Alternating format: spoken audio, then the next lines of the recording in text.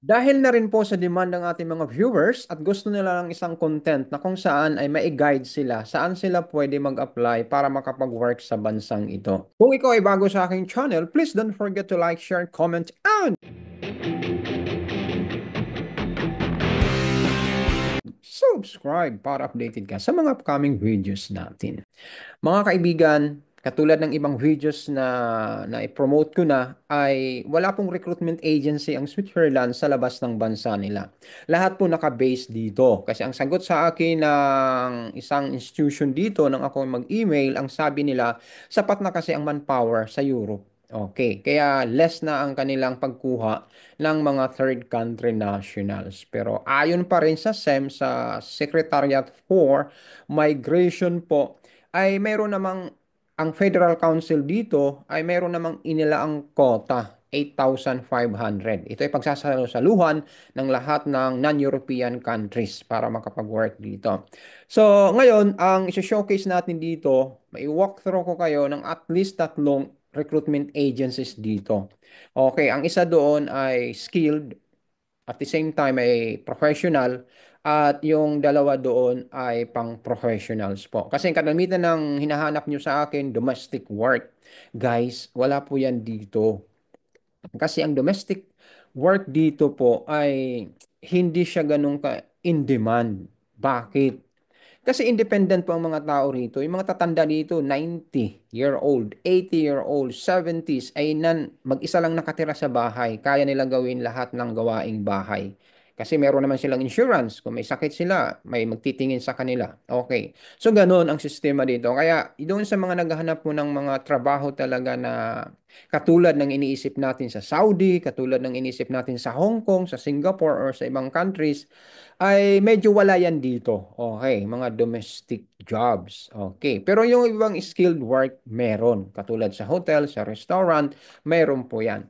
So, okay, ibibigay ko muna sa inyo yung unang agency na kung saan ay tumatanggap sila ng skilled worker. Okay. So, ang challenge natin dito yung language. Okay. Unang agency, Manpower. International siya. Okay. So, dito sa search job, hanap kayo ng job. Anong gusto nyong hanapin dyan? At mayroon silang industries dito. Okay. Yung industries nita, sa hotel and restaurants, medical, banking, and insurance. Ang specialization naman nila, business professionals, others, medical, at iba pa. Yung function nandito rin, kung anong klaseng, okay, sales representative, HR manager, cook, barman, so on and so forth, nursing assistant. Iyan po, ano lang, i-navigate nyo lang ito. At ang sample ko dito ay sa hotel. Okay, sa hotel, ito, makita nyo dito. Ang problema ko dito, katulad ng sabi ko, yung language. Okay, German siya. Minsan niya, French yan. So, ang ikalawang recruitment agency natin, ito ay international din siya. I am expat at nakalagay dito yung career dito sa left side natin. Andito rin yung category. Ano bang hinahanap mo? Halimbawa, accountant. Ayan po, kiniin ko na to kanina pa. So, ang location dito, mamimili ka ng kanton. Saan mo gusto mag-work? Saang location ng company? Ayan po, Basel, Geneva, Lausanne, at Zurich at iba pa po. So, nandito naman yan. Category din po, creative and design, engineering, finance and accounting, HR and recruitment, IT, and technology, medical, so on and so forth. Nandito yan. I-search nyo lang. So, ang sample ko dito, ang sinearch ko kanina ay accountant. So, andito nilabas niya. Mayroong 100%. Click nyo lang yung apply para makita nyo yung job description po at saka yung requirements po. So, nandito yan. So, may mapapansin kayo dito, 80 to 100%. Dito kasi sa bansang ito, or dito sa Europe, pwede ka magtrabaho ng percentage, 60 or 50, 40. Kung ilang oras lang ang gusto mong trabaho sa loob ng isang linggo. Okay. Halimbawa, 2 araw ka lang gusto pumasok, or 3 araw, nasa iyo po yan. Ang tawag dyan ay temporary per hour or di kaya yung fixed job, regular, yung 100% po. So, ito po yung mga openings na makikita natin. So, applyan natin kung itong gusto nyo. Halimbawa, try natin isa ha. Securities accountant. Try natin pag tinik ko yung apply now kung anong makikita natin. So, ito pong lumabas, securities accountant, 80 to 100% job, finance and accounting ang category niya. Okay, so ayan po. Ito yung mga duties and responsibilities. Okay, ayan.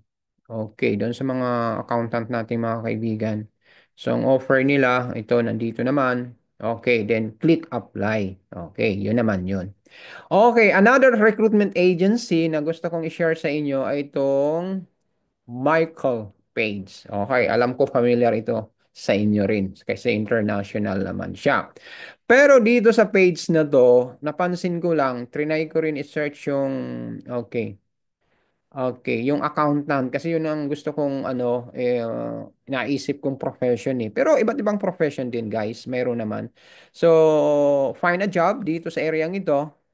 Okay, sa taas nito, dito mo ilagay yung profession or position na gusto mong trabaho.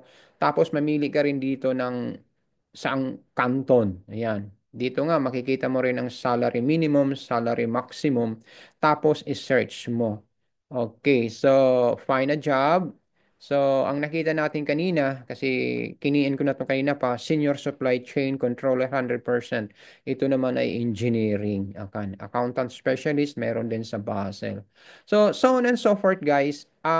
I-navigate nyo lang yung tatlong agencies dito na gusto nyong pag-applyan. Alam ko po, sobrang hirap. Very challenging po ang makapag-work dito pag tayo po ay third country nationals. Kasi dito, saksakan na ng daming professionals dito sa bansang ito.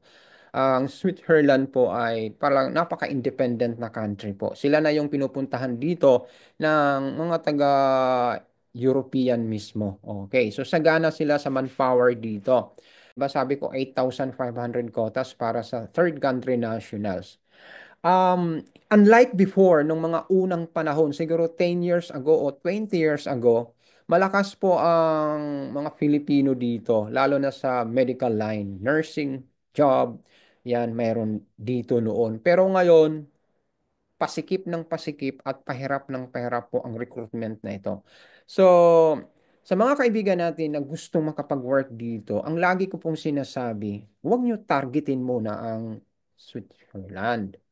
Doon muna kayo sa ibang countries dito sa Europe na medyo makaka-establish kayo muna. Halimbawa, maging resident kayo, maging citizen muna kayo bago kayo pumasok dito. Kasi marami tayong mga kababayan din na gusto mag-cross country dito. Nandito na sila sa Europe na nahirapan din kasi nga sa language.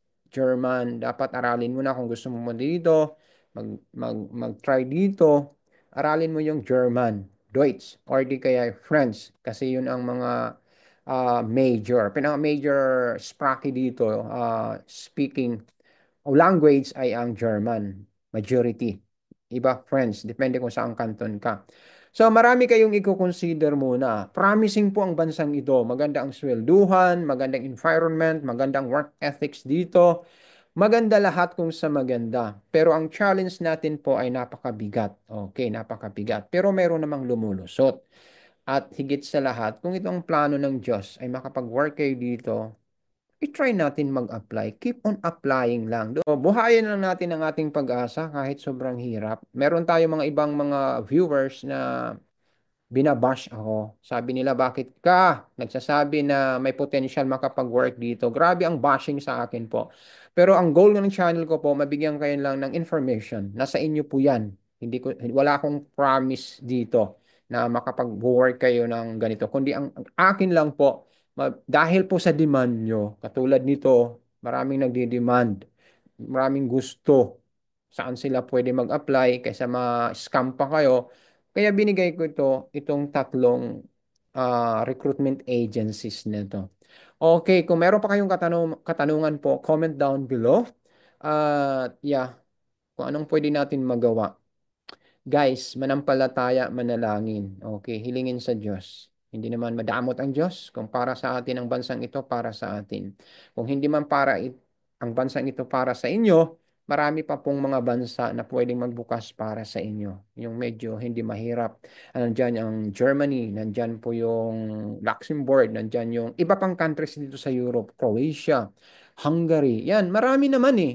Marami naman. Marami namang pwede nating puntahan muna bago dito.